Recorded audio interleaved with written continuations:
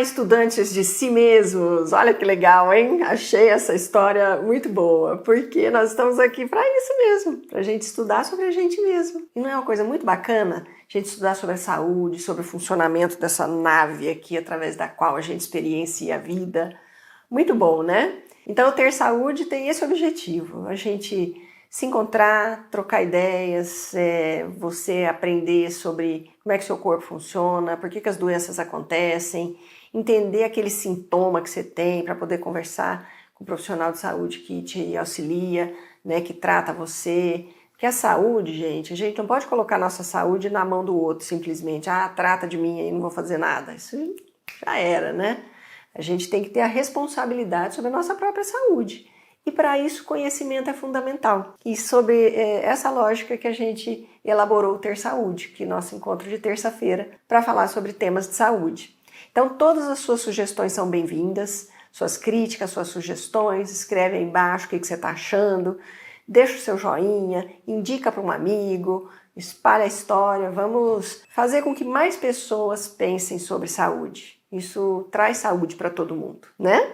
E hoje nós vamos falar sobre hipertensão, a famosa pressão alta, que a gente, né, popularmente diz, tem pressão alta. E aí todo mundo fala assim, mas afinal de contas, o que é uma pressão normal? Aquela curva de Gauss, né? A pressão normal é aquilo que a maioria das pessoas tem. A maioria das pessoas tem 13/8, 12/7, a maioria das pessoas tem. Tem gente que tem um pouco mais baixinho, 11/6, 10/6, que é normal. É o meu caso, eu tenho uma pressão um pouquinho mais baixinha, normal, não desmaio, estou bem adaptada a isso. E tem gente que tem uma pressão um pouquinho mais alta, 14/9. 14/9 é o limite superior da normalidade. Acima de 14/9 já é uma pressão alta. Acima de 18/12 é uma grave pressão alta, uma pressão que realmente tem problema, tá? Então, se você está no 14/9, tem um sinalzinho de alerta.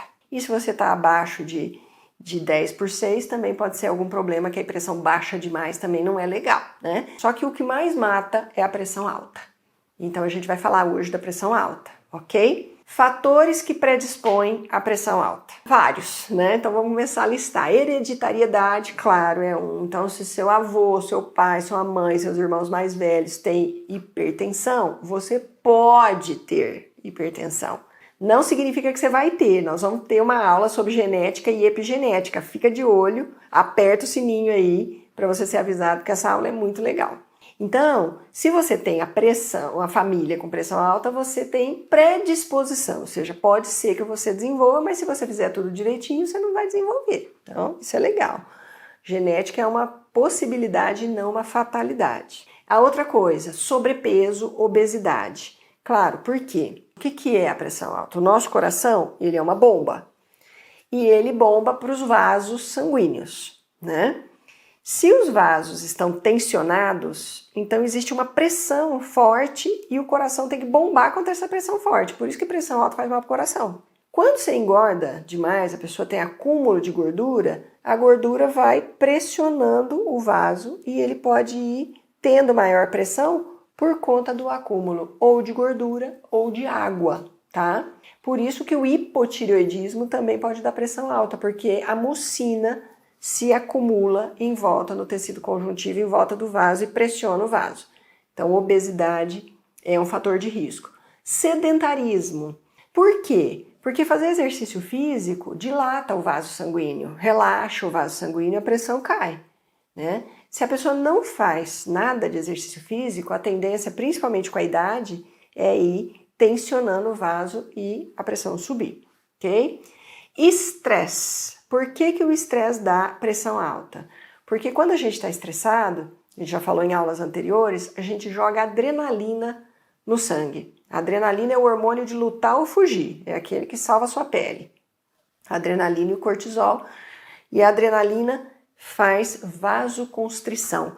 Por isso que quando a pessoa fala assim, nossa, levei um susto, fiquei até branco. Por quê? Porque quando você leva um susto e tem muita adrenalina, o sangue sai todo da periferia e vai para músculo, coração e pulmão, porque se tiver que lutar ou fugir, tá tudo ali. Então a pessoa realmente fica pálida de susto, porque o sangue vai todo para o centro, onde interessa para você poder lutar ou fugir. Então, o estresse, aumento de adrenalina, aumenta a pressão. Alimentação. A alimentação realmente aumenta a pressão. Não é só o mais clássico, é comer sal, né? Ah, eu não posso comer sal porque aumenta a minha pressão. Sim, o sal realmente retém líquido, pode aumentar a pressão, altera o rim alterado pode aumentar a pressão. Mas também não é só isso, não. Açúcar demais aumenta a pressão. Reações alérgicas à alimentação aumenta a pressão. Intolerância alimentar pode aumentar a pressão. Então, alimentos que não são saudáveis podem aumentar a pressão. Quando você come muita toxina, o corpo, o que ele faz para te livrar da toxina? Ele tenta diluir aquela toxina. Então, ele retém líquido para poder diluir a toxina que você está comendo.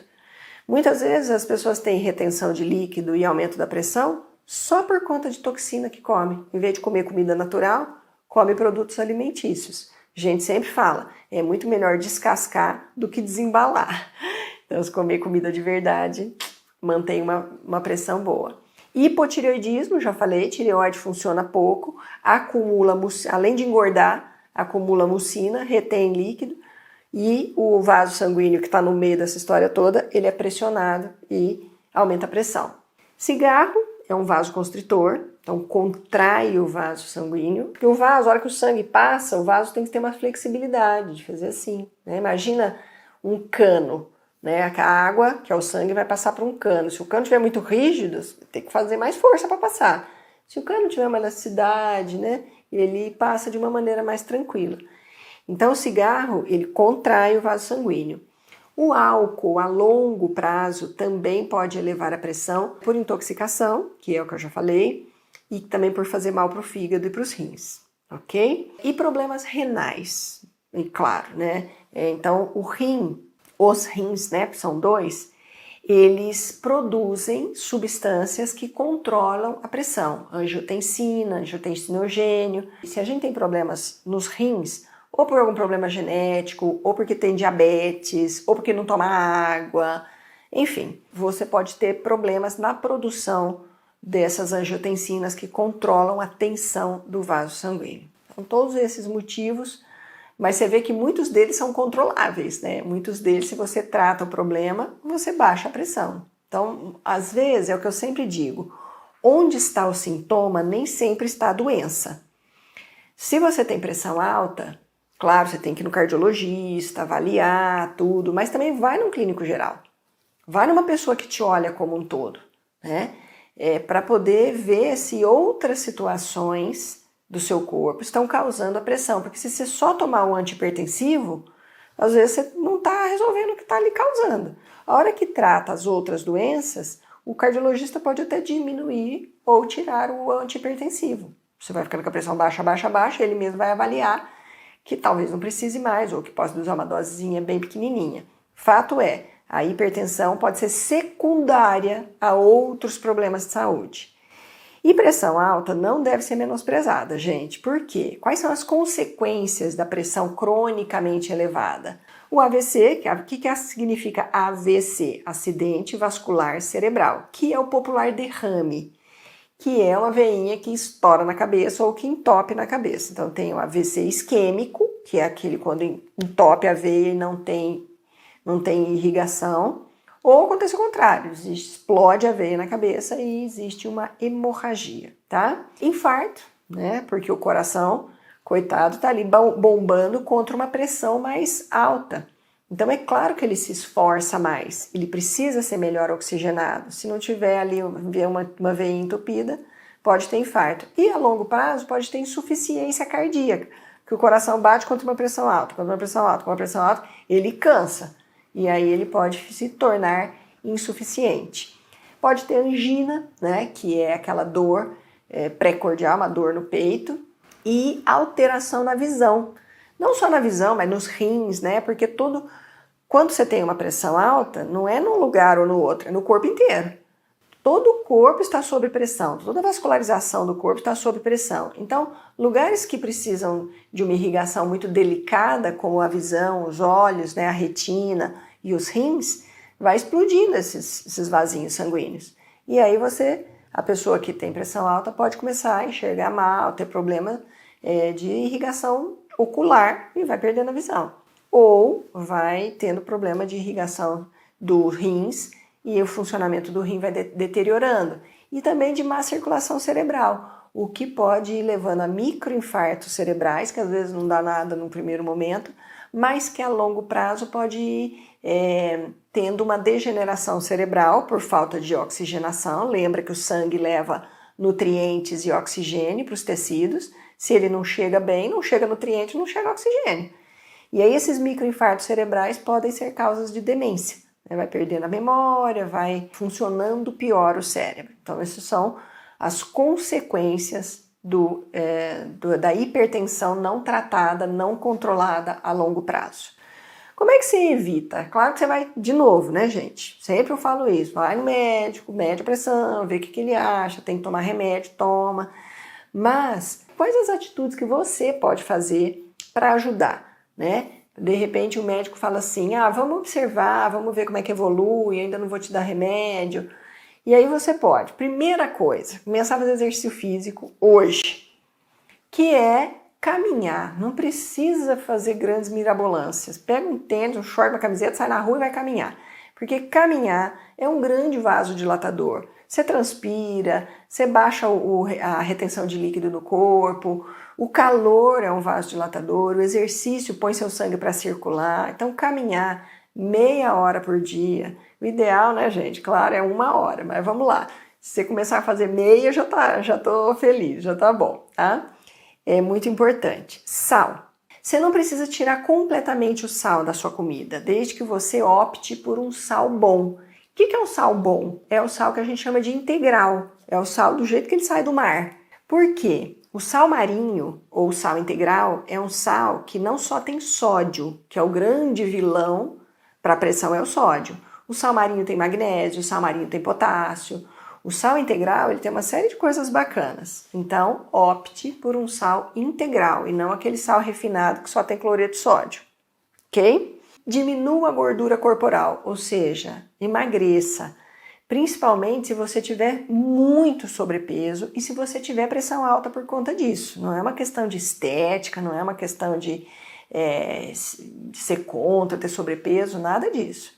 É que se foi identificado que isso é um fator de risco para você, principalmente aquela gordura visceral, é muito interessante você reduzir o peso corporal para que a pressão em cima dos vasos sanguíneos diminua, ok? Não fume. Ou se você fume, faça o máximo que você puder para parar. Realmente, abandonar o vício de fumar, gente, é a decisão mais inteligente que você vai tomar na sua vida. Não é simples, busque ajuda, tome algumas coisas se você achar que precisa para poder te ajudar nesse processo de parar de fumar. Porque fumar tem um monte de problemas. Pode ficar o dia inteiro aqui falando de todos os problemas que fumar causa, você já sabe, eu não vou falar. Mas uma das coisas que ele faz é vasoconstrição. Diminuir ou controlar ou modular o estresse. Como é que a gente faz isso? Vai ver na lua, né? Não, tem muitas coisas, né? Assim, práticas como yoga, meditação, participar mais da sua igreja, sei lá, que você gosta, orar, fazer uma coisa que você gosta, que seja lúdica, cantar, brincar, ficar de bobeira. Depois que a gente cresce, a gente não brinca mais, né? Então vai ficando uma vida só de obrigações e de chatices, né? No sentido de que isso vai aborrecendo muito a gente. Então, vai, sei lá, estudar violão, estudar piano, cantar e, sobretudo, cuide da maneira com que você está diante da vida. Porque não é tão importante o que acontece com a gente, mas a maneira com que a gente elabora dentro da gente aquele acontecimento. Então, se a gente tudo faz um cabo de guerra, tudo quer ganhar, tudo que sabe quer a nossa opinião seja a última, tudo quer ter razão, quer controlar tudo, aí, olha, haja pressão. Abrir mão é muito legal. O que significa estresse? Stress, né? To stress, em inglês, significa esticar, tensionar. Se um tensiona e você não puxa do outro lado, você solta, abre mão, não tem tensão. Então, em Minas a gente fala uma coisa que é assim, tanto faz correr para baixo quanto correr para cima, tanto faz, né? Subir, como é que vai descer para baixo ou subir para cima? Não para de ficar peleando por tudo, né? Ficar brigando por pequenas coisas. Às vezes é muito melhor, é a velha boa frase, é muito melhor ficar tranquilo e feliz do que ter razão. Deixa. Se o outro falar, essas bolinhas são azuis, tá bom, tá vendo azul, que diferença vai fazer, né? Então deixa a coisa rolar, não tente controlar tudo. Uma das maneiras boas da gente modular o estresse. De suplementação, temos algumas coisas interessantes. Por exemplo, magnésio é a coisa mais importante para modular a pressão. O solo brasileiro é um solo que os cientistas já sabem que é um solo pobre em magnésio, né? Então, pelo menos 200 miligramas de magnésio precisa ter na sua vida por dia. Quais são os alimentos ricos em magnésio? Tem coisas no Brasil que você, olha, maravilhoso morar no Brasil, porque água de coco. Água de coco é rica em magnésio e rica em potássio. Potássio é um diurético natural. Então, inclua a água de coco na sua vida, na sua alimentação. Troca os refrigerantes por água de coco, olha que troca boa. Fica a dica. Semente de abóbora, rica em potássio. Banana, rica em magnésio. Tem a berinjela e o alho. Berinjela não, desculpa, gente. Beterraba. A beterraba, ela aumenta uma substância no nosso corpo chamado óxido nítrico. E o óxido nítrico é um grande vasodilatador. Então, inclua a beterraba. Só quem tem diabetes, cuidado, né? Porque a beterraba é meio docinha. E sempre comer não o suco de beterraba, mas a fibra junto, porque aí diminui a absorção do açúcar. Então, beterraba e alho. O alho é maravilhoso para o sistema cardiovascular, porque ele baixa a pressão. Tá com a pressão alta, toma um chá de alho para você ver. Põe lá um alho, cozinha e toma. Você pode usar alho, claro, na alimentação. E o alho é um antiagregante plaquetário natural. Então, ele funciona não deixando fazer trombo. Então, alho e coração são dois amigos, best friend forever. Outra coisa que melhora muito a pressão é tudo que te acalma. Então, incluir chás ou sucos de alimentos calmantes. Por exemplo, maracujá. Suco de maracujá, chá de maracujá, chá da folha do maracujá, chá de capim-santo, chá de camomila, né? Os chás que te acalmam. E pode usar também os óleos essenciais, por exemplo, de lavanda, que é um calmante. Então, tudo que acalma ajuda também. Então veja, quantas coisas bacanas você pode usar para melhorar a sua pressão e ajudar no remédio ou prescindir do remédio, ou seja, não precisar dele, né? Coisas que aumentam a pressão, café. Tomar um balde de café por dia aumenta a pressão. Por quê? Café tem cafeína. Cafeína estimula. Você pode estimular a sua adrenalina. Já tem tanta coisa para estimular a adrenalina, não precisa tomar um balde de café. Posso tomar um pouquinho? Pode, mas não muito. 3 xicrinhas por dia? Pouquinho? Ok. E inclua as outras coisas também, que a gente acabou de falar aqui, para contrabalancear. Lembre-se, gente, que o maior responsável pela sua saúde é você mesmo.